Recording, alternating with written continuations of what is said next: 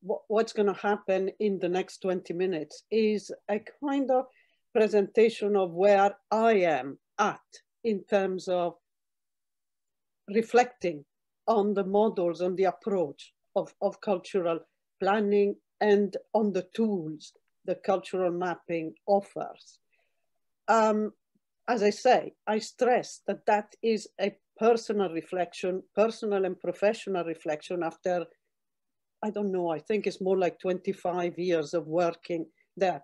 I think the pandemic is giving us really opportunity to everybody to stop and reset and rethink and reflect. So that time has come also for myself to say, where are we with the kind of cultural planning approach? Are we still using this terminology? Are the local authorities, are the people on the ground understanding this model? Should we continue with this model, this approach? Is it useful in tackling the challenges cities will face, especially in post-pandemic, etc.? So these are some of the reflections I would like to offer. As I stressed, they are reflections and they are open for debate. So I'm going to try and share a screen, and then we'll get started. We'll view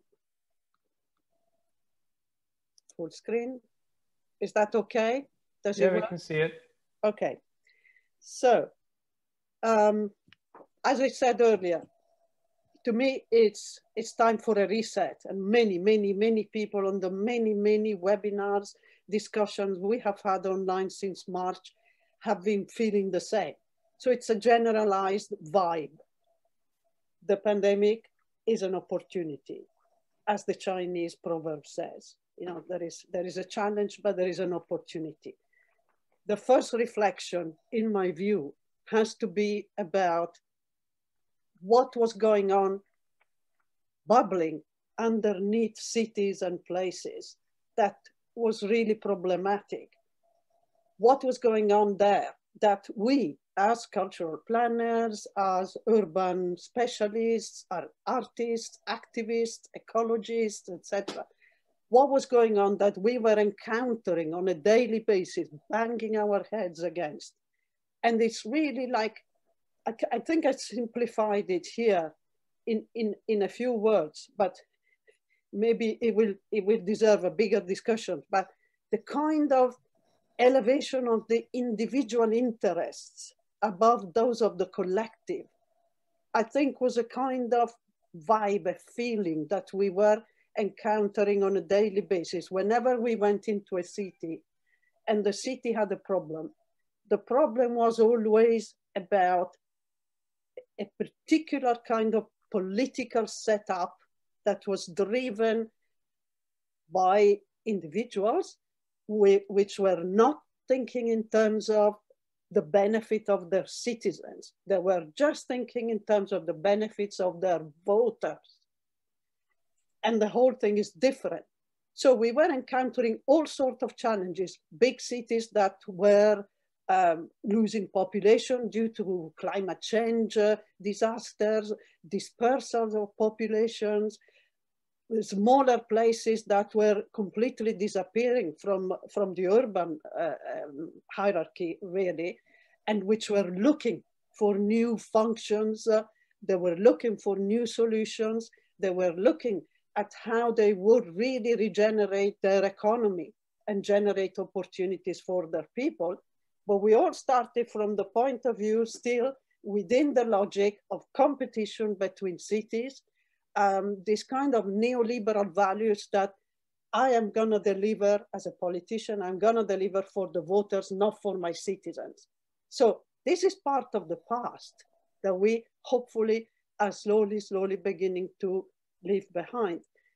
There's a lot of narcissism around. If you think of Trump and his style of government, I mean, if that is not narcissism elevated to the end potential, is nothing really. Development models based on notion of profit, short-term thinking. We touched yesterday on the question of gentrification. we touched on the question of how we as cultural planner really sometimes were part of processes of exploiting cultural resources.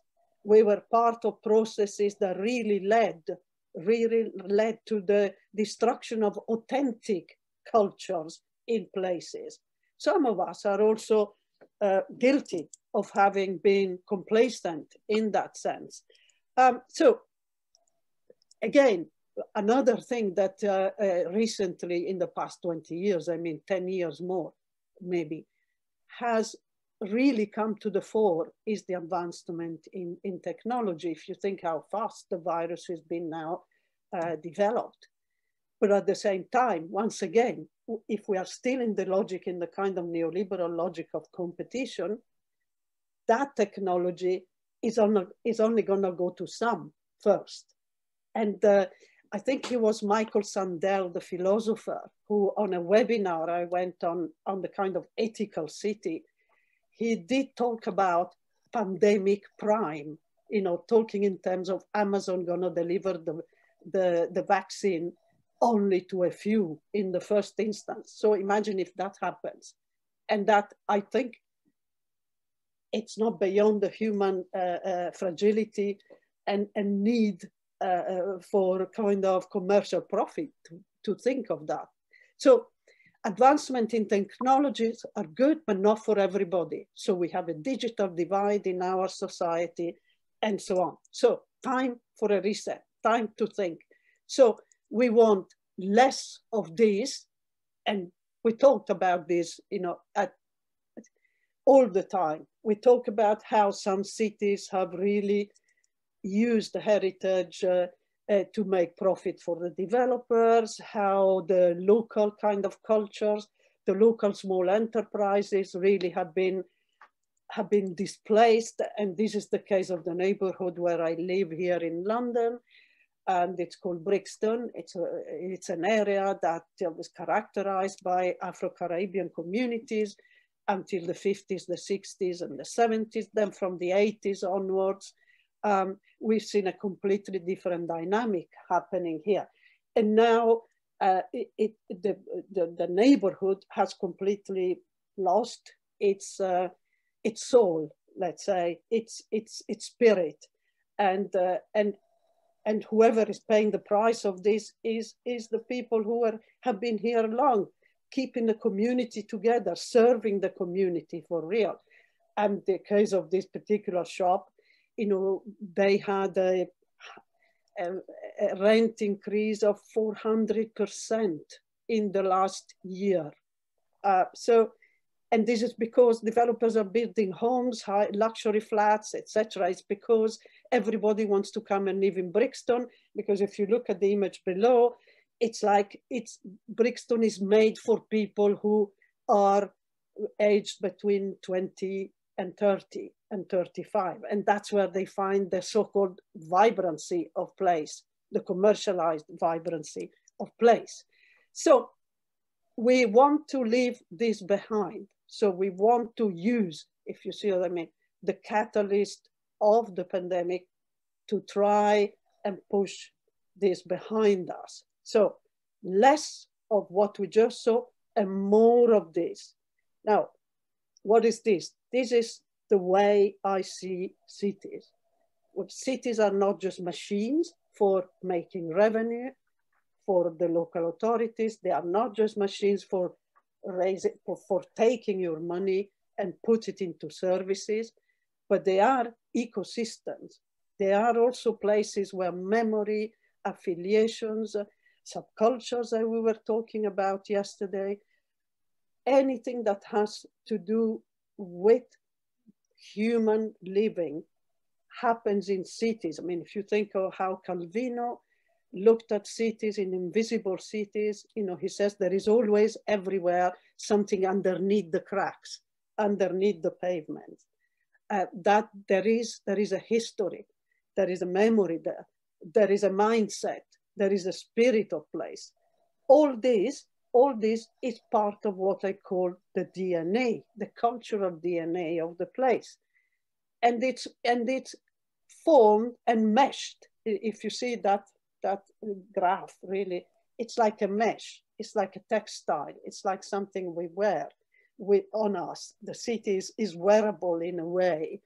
And this part and the components of that are the people, the place, the buildings, the streets, the way the streets are organized, the way corners of the streets look like, the parks and everything.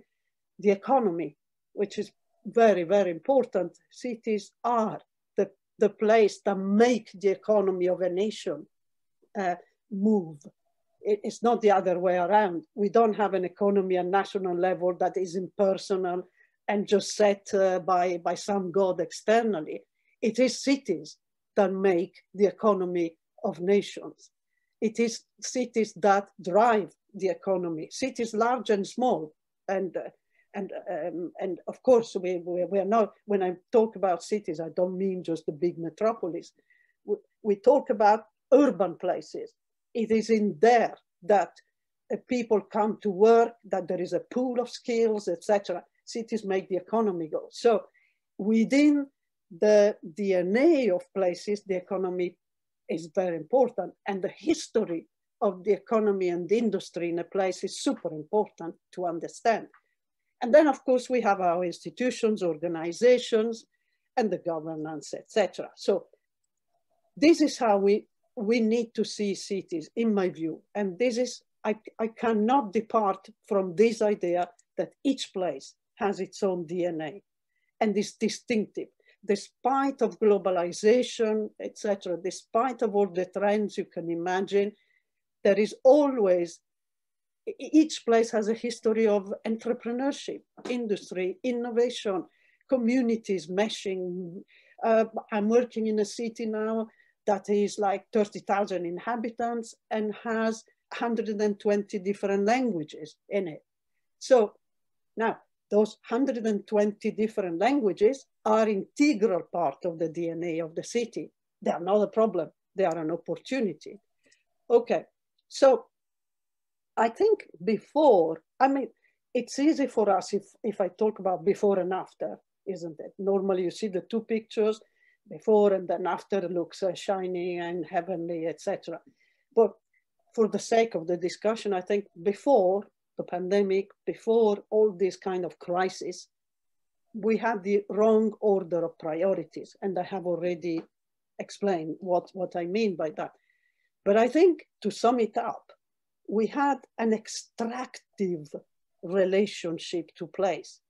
So if you think in ecological terms, if you think of the planet, we were like extracting what we had from every place, every community, as much as possible, as if there was no tomorrow, as if this system of thinking, which is the kind of neoliberal profit-making, short-term thinking, was the only game in town. Now, that's not the only game in town. And we have now the opportunity to rethink that model. So we have to become more regenerative. We have to become more regenerative, genuinely regenerative of resources, communities, places, etc. So we need approaches that are aimed at growing opportunities for communities to achieve their potential. In the first instance, every person has a potential. Every person has a right to achieve their potential. Wouldn't that be a moral principle you would want to put at the basis of what you do in your professional life? I certainly would. So, but next to that, we have to think of the economy also. And therefore, so we also have to think of new ways of advancing the economy of places, new ways of providing opportunities for people to work, live, and play. So, but to do that, we need to understand cities as systems of relations, as we said, not as machines. And therefore, if we think of cities as systems of relations, we have to think of governance in terms of shared governance, trans-departmental governance, mechanisms that really go above the prescribed departments, layers of local governments, regional and local, for example. Regional and local should have more devolution of power in a way from the state. And that then the regional and the local should start working together, not in competition. So we need to consider all these things before undertaking regeneration or transformations. I put here references to Patrick Geddes, the biologist, and then planner, etc., the Scottish person who lived at the end of the Victorian era and well into the 1930s also. But his point was cities are made of, if we are embarking on a plan, on a planning project for a city, we need to consider three things: the people who live there, the way the place looks like and is organized, and the economy of the place. And we got to merge the three into our plans. So planning is a human task, not just a technical task. It's building human beings, it's building potential at local level. And Michael Storper, more recently, Michael Storper is an American geographer whom I've recently started reading more and more. And he's interesting because he also takes the view that each place has its own character, its own strengths, and that it's only starting from those strengths and understanding, starting from an understanding of those strengths, that we can deliver new opportunities and innovate on those strengths. So he is also looking at the city as an ecosystem. Now we come to the cultural planning. So what's got cultural planning to do with all this introduction? Well, in my view, the city is a cultural ecosystem, as I said before. It's a site for memories. It's a site for different cultures to merge, encounter, create other forms of living, etc. So to me, then, what we call cultural planning, or planning culturally, planning within the culture of the place, then it's a people-centered approach to local development, and place development, but it's based on the notion that we have to understand the local DNA before, and community assets, urban, and etc., etc. It's about mobilizing the distinctiveness of that place in order to create opportunities for the future. So how do I do that? How do we do that form of cultural planning so focused on the local DNA? We do it by, first of all, wanting, claiming, demanding for more devolution of powers down to localities. I don't know in Poland how advanced this is. In the UK, it's advanced up to a point, but we need more powers devolved to the mayors, for example, if the mayors is the form of governance, or to other forms of governance. But the principle is we need more devolution of real power to the localities, whether it's regions or towns or cities. That's a precondition, in my view, to be able to really get into the DNA of the place and being proactive and being able to deliver for the people who live there.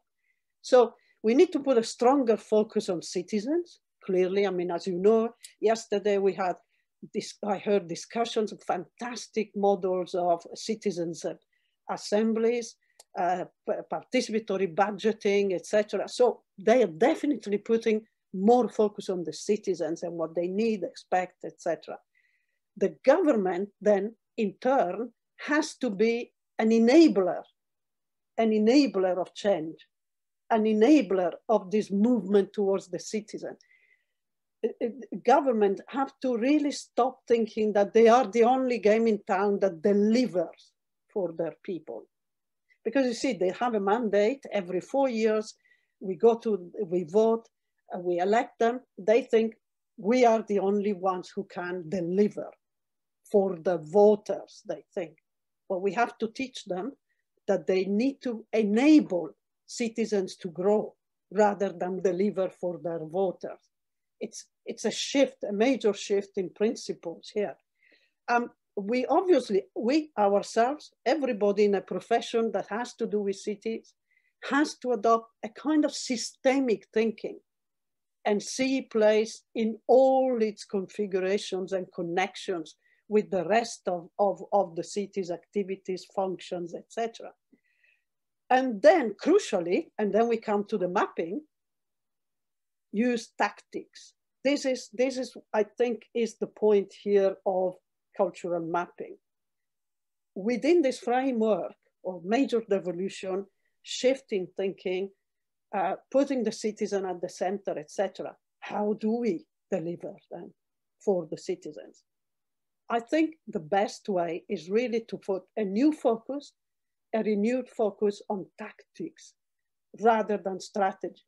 Because to be honest, I am guilty of this, and I can't speak about you guys, but in the past, I had to work with cities, and cities were always looking for cultural strategies, creative industry strategies. Strategy was the word used. And as Michel de Certeau says, strategy is the tool of the powerful. Strategy is what defines power and keeps it apart from the outsider, from the outside world. Tactics, on the other hand, are the opposite. Tactics are the tool of the weak, the person who hasn't got power and therefore can move faster, can achieve more than whoever is locked into that particular framework of the strategy. So I myself, I struggled in the past to merge strategies and tactics.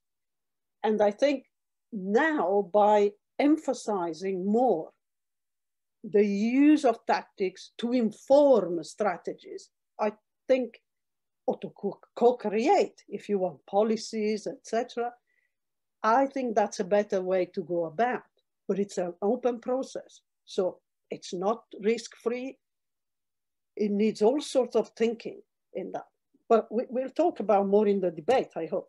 So there is a new role for institutions, organizations, cultural institutions, and practitioners within this framework that I am presenting here. Why is that? Because let's say a mayor says to me, I want a new museum. I mean, recently I was again on a webinar, and there is a city that is very small and wants to regenerate the high street. High street is now, because of COVID, empty. Nobody goes to the shops because they can't do, nobody goes to the cafes, etc. So the civic leader there thinks, if I open a new museum now, while we are in lockdown, then the tourists, the people will come, etc. And then I'm saying, hello, what is the meaning of that museum? Why are you creating a museum? For whom are you creating it for? How did you come to this conclusion that a museum is the solution to your problems? What do the citizens say? What do the cultural institutions themselves around them? What do the libraries say? If you know, in the UK, for example, libraries have been closed down because there is no funding for culture anymore. Now, in an environment where you close down libraries, which were the refuge of homeless people, but were also the refuge of young people who couldn't find books or computers or resources at home to study, if you close down that community asset and you create and shift the weight over a museum, which is a shiny kind of icon, etc., then I would say to the people who are there, the arts organizations, the artists who live in that city, please mobilize. Just get to the streets, take to the streets, get to that person and get them to think about why they are doing this. So in essence, and I think I need to conclude here, tactics such as cultural mapping, which I have been using for a long time, might help in these circumstances. Because for once, they help you to focus not on what needs to happen. Bear in mind this example of the museum. It's just an example. I might have invented it, but it's emblematic of what is happening in the mindset of some policymakers, etc. So with the mapping exercises, there can be all sorts of forms. They can take different forms. I mean, citizens' assembly is a form of cultural mapping, in my view. And so is artistic interventions in public spaces, etc. So, but the principles of mapping is not just to look at what needs to happen.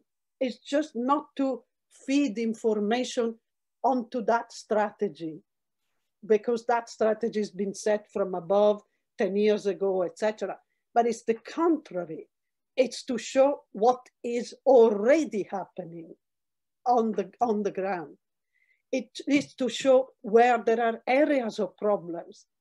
It's to show where there are areas of opportunities. It's to highlight what communities are already doing, what activists are already doing. So a tactic then, such as this, is a process of co-creating. It is a process of co-creating places, strategies, eventually, and visions for where the city wants to be. Co-creating. So we give meaning to this word of co-creating, because very often we use it, co-creating, but really in practice, how would we do it? And I think using tactics such as cultural mapping, different tools in there might help towards this co-creating. I have devised my own toolkit. You probably have your own toolkit. But if you just look at the bottom end here, distinctiveness mapping, in there we have a number of exercises, practical exercises that one could conduct in a place just to highlight either a challenge, a problem, or what is going on. For example, internal and external perceptions, local people mental maps, a fantastic exercise to do. If you are focusing on a challenge, a problem, or on something that is already happening around a particular building or a square or something. Spirit of place maps. So you guys are artists, imagine what you can do with all this. But this is just an example of how I would go about mobilizing tactics in order to feed for the strategies.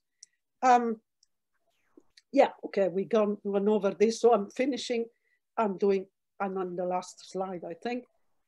Learn by doing. So cultural mapping for me, it's and planning, or planning culturally, if you will. It's about learning by doing. So it's doing things, having more power, giving more power to things that are happening on the ground, refocusing on what is already happening, feeding that information in a process to whoever is in power, which by then will be listening to it. The case of Mexico City, the laboratory for the street. I think they set it up 4 or 5 years ago. The mayor of Mexico City was on board on this. They were interested. Laboratorio por la Ciudad, I think it was called. And they went around different neighborhoods. They did a mapping. They looked at how they did various interventions in parks, and the artists created installations, but also community leaders also implemented methods and ways of participatory budgeting, etc., etc. Now, the problem was that this particular lab went in parallel to the mayor. So what they didn't do, in my view, is at the beginning of this process, they didn't set up a transversal mechanism, which I call task force, but it's wrong because it's a military image, etc. You can call it what you will, but it's something like a transversal mechanism which has the mayor or the civic leader sitting at the table with you every week, every second week, saying, hey, how are we doing with that? What can we learn from what you're doing, guys? How can we convince the planners that this is a good thing that you are suggesting? So it's only by setting up this sort of transversal governance at the beginning of your experiments or tactics, etc.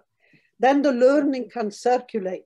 Then the mayor can tell the head of planning, hey mate, if you don't do that, you're out, because this is what we need for our city. Get it? So it's a virtual cycle of incremental changes, in my view, that hopefully will take us to a different place, into different cities in the future. I need to stop, I know. Okay. Thank you, Lia. Thank you so much. So I'll stop sharing, yeah? Thank you so much. I think that your way of thinking is so close, especially for people like me, people who are on this intermediate level, working with both communities and city government. But actually, I will start with that because also there was one question while you were speaking, touching this subject. So you mentioned the new role for cultural institutions as mediators, intermediaries, interpreters of change. But this is the question relating to the situation that we face right now. It's asked by Lia Ghilardi. So do you think that we will survive as cultural players and we will be strong enough after pandemic to play this key role? Because we all know what is happening now to cultural field and how much the significance of those institutions and of people must, you know, we all try to find our role in what's happening. So do you think we can play this key role? Well, it's fundamental. I'll give you an example. So what happened during the pandemic? I mean, I take the example of Italy, where I was born, and I still do projects there. Most of the museums, for example, as cultural institutions, went online. They kind of put their collections online, etc. And then they disappeared. They did nothing. They didn't curate those exhibitions online. They didn't reach out. They didn't do anything else. So they didn't think creatively. They didn't think they had, well, they panicked, basically. And they panicked and they reacted in the way they have always reacted, which is, we are guardians of the past. We are guardians of heritage. And what we are doing, we bring culture to the people. We are bringing it to them in a digital way. Okay, so they thought, we've done our bit, and then we wait for the storm to end. That ain't right, surely, because first of all, what's a museum today? What's the purpose of a museum? So museums cannot be the places where you exhibit the past in a kind of non-committal way, or worse, in a way that you know best. So curators are key figures here. Who are the curators of tomorrow, today, in a digital world? For starters, then there is the question of digital divide. I mean, during the lockdown, there was a study in the UK that showed that take-up for online streaming, etc., was very high, increased, let's say 90% in terms of music, etc. But you know what? It increased among the middle classes. It did not increase among the people who do manual work, who were not sheltering, or who could not even telework, who were forced to go to work, and therefore are the people who were actually worse hit by the virus. So we cannot disentangle the cultural function of institutions, etc. Will they survive in the future? I'm saying, if they're still reasoning in the way they reasoned 10 months ago, even, I'm quite glad they don't survive, because they are not serving citizens. So there is a major rethink to be had here. And museums must open up completely and enable citizens really to come and learn, to come and display their memories, to participate in kind of exhibiting things, whether it's online or physical, etc. So you guys who work in cultural institutions, are the people who have the key to this, who hold the key to all these processes. You are the people who are the enablers, the mediators here in this world that is changing. You know, think of young people. They don't perceive themselves to be cultural consumers, but they want to be prosumers. They want to produce their own culture, etc.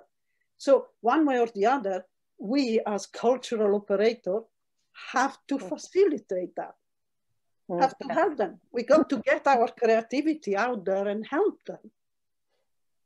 Yes, I believe you touched something that is my concern about this time dance, because I hear quite often from many directors and marketing people in institutions how they broaden the people they reach, how the audiences grow. But the question, especially for institutions that are locally grounded, is, but how many of the existing, the old audiences are still there? Because it can be completely new audience. So we can be very happy, but we can lose the key players here. So I think that's, this is something we need really to take into account. I can't see any questions on chat, but actually, sorry, Martin. I have a little question that is, it's more like a technical question related to the quotes you mentioned from Michel de Certeau. He talks about strategy and tactics. Maybe you can enlighten us and say which particular work where he mentions or discusses about these things. Yeah, I found them important, but I also read a little bit of Michel de Certeau. That's the one. How I missed it, I don't know. So the practice of everyday life, it's there. Okay. I thought yesterday of reading extracts here because they are really moving the way he talks about. Yes, they are.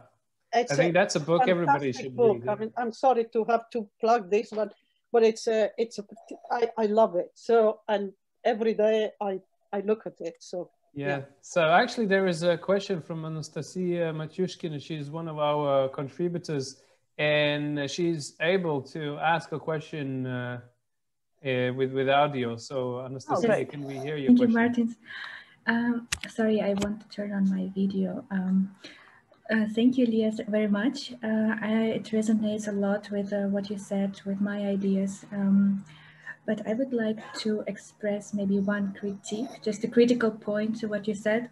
So I kind of got from your presentation that you're saying that, okay, the strategies, they are set 10 years ago, they are this growth oriented.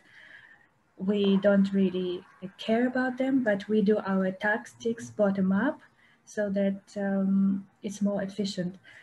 But I think that's problematic because, and that's what also has been expressed by Claire Bishop. She says that this provides homeopathic solutions to problems that are systemic. So if we just act on the tactics level, that basically means that we approve these systemic deficiencies that exist. So what do you think about that? I totally agree with you. This is my problem, the problem I have had so far with many of the cultural interventions that artists often do in places. They start a nice project. Maybe the project is funded by Europe or funded by the local, whatever, regional, whatever. The project lasts 6 months. There is an engagement of community up to a point, and then the project disappears. And nobody wants to know about that. What I did say instead, it wasn't that tactics are what makes cities work, that tactics substitute strategies. I said tactics are the tool for informing the strategies that need to be created, and the visions for where the ethical vision also of where the city wants to be. I'll give you an example. I'm working in a city now, and we are doing small tactics examples within the environmental field. So we're doing this with local communities, etc. But this initiative is going to be mainstreamed across the local authority as a way in which the city is going to work in terms of mobility, in terms of housing, etc. So the tactic is a laboratory in real life for informing the strategy that the city will adopt. I never said that tactics are the only game in town. And I think it's wrong, in fact, if someone said that. Okay. Yeah, but following on that, can I ask you if, because you are working in the field for so many years, so can you feel that the authorities' attitude changed and that they listen to what you suggested that you will present, or to other cultural organizations, or maps and feeling maps, emotional maps, needs maps? Do you feel that the attitude changes? And can you show the examples of such cities where you can things change slowly, okay? So you mustn't expect change within the space of 1 year. But if you set up like these task forces, I mean, it's a byword for transversal mechanisms. Before you embark in anything, so you say, you have a problem, city.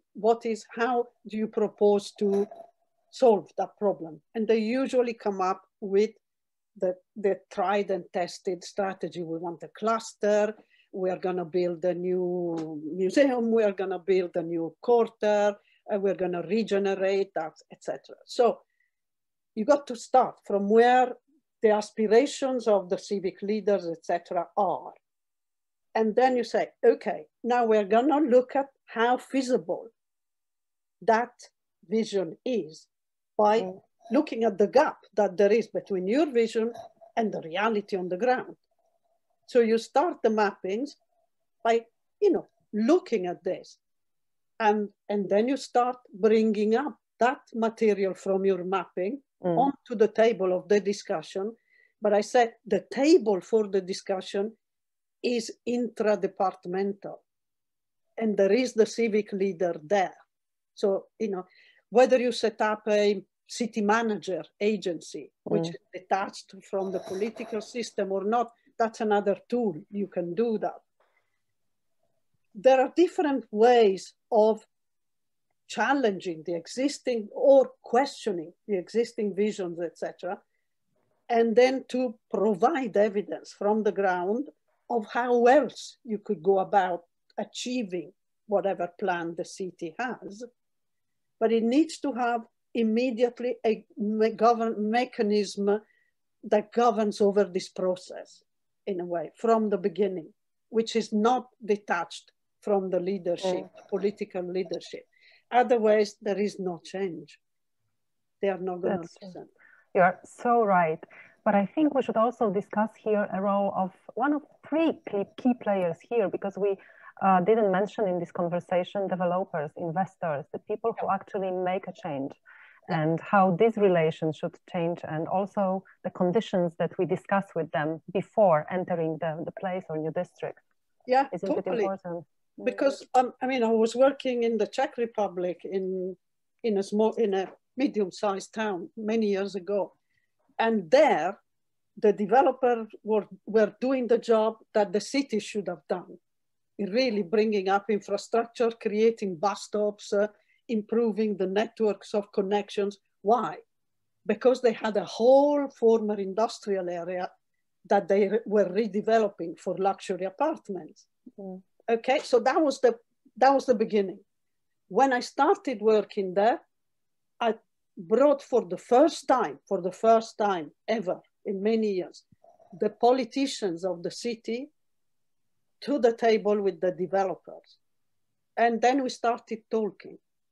The developers began to give concessions to the university, giving spaces to the university, etc., creating incubators, which eventually supported startups in that particular place, etc.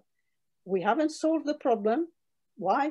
Because the city, the politicians changed, etc., and they never wanted to sit down again and talk to the developers. But I'm saying in some countries, the developers could do interesting work if they were challenged, if they were brought to the table of the discussion. for a vision of the city. Advantages for future, isn't it? Because for them it will be adventurous as well. Well, yes. Okay, I have now a question from Q&As. One comment from one participant. Of course, comment on your very interesting presentation. And there is a question: is there any other advice for us who work with architecture and urban design, how to make our cities more living? How can we integrate urban design with cultural planning? Well, urban design is automatically in the discussion because you know, when you go into a place, whoever is in charge of planning will need to be at the table of the tactics also, will need to be informed, will need to understand why a particular community in a neighborhood is setting up a bench in a different position than where it was normally. There is a lot of guerrilla gardening going on in many cities. There is a lot of guerrilla war of statues and all the rest of it happening. So whoever is designing cities is not that far away from our mindset these days. I don't know about you, but the people I work with, architects and urban designers, understand perfectly that the future is in adaptability, in designing places that are incremental, that are adaptable and therefore adaptable for incremental change. For example, recently Paris created these bike lanes in 2 months. So, you know, whoever designed that and worked with that, they certainly understand that there is an urgency, they respond to an urgency, but leave the door open to other adventures, other ways of modifying that design eventually. But if Paris becomes a city where cars are abolished, I wouldn't be surprised from the city center. I mean, I wouldn't be surprised as a result of creating this kind of guerrilla bike lanes during the lockdown. So designers are there, really. They are not that far away from us. Okay. I believe we have this opportunity to ask the last question, because I also believe that Alexandra has something to say on her own, or show us, right? Oh, you mean the movie that? Yeah. So just in case. So you can ask the last question that is from Liz Gardiner, and okay. I believe that would be the last for this keynote. Thank you, Liz, for this question. So the question is: do you think that the question of who owns the land is a key factor, Lia? It's a key factor in many cities because if the land is owned by the city, in some cases, and if you manage to open this dialogue or have this interaction in these transversal mechanisms, then it's easier to devolve projects, etc., to the community or housing or community housing or cooperatives or whoever it is that is really fighting for better housing there, if the land is owned by the city and if the city is listening to all these tactics and what goes on the ground. But there's also models of community land trusts that is developing around the world. I don't know, in Poland, etc. That's also an interesting alternative. The communities buy up land, or they use money or funding coming from collected energy, etc. They buy up land and then they share that land and they decide what's going to be built on that land. But land ownership is fundamental. It's very, very important, really. It's one of the key ingredients in this game of tactics and strategies, really.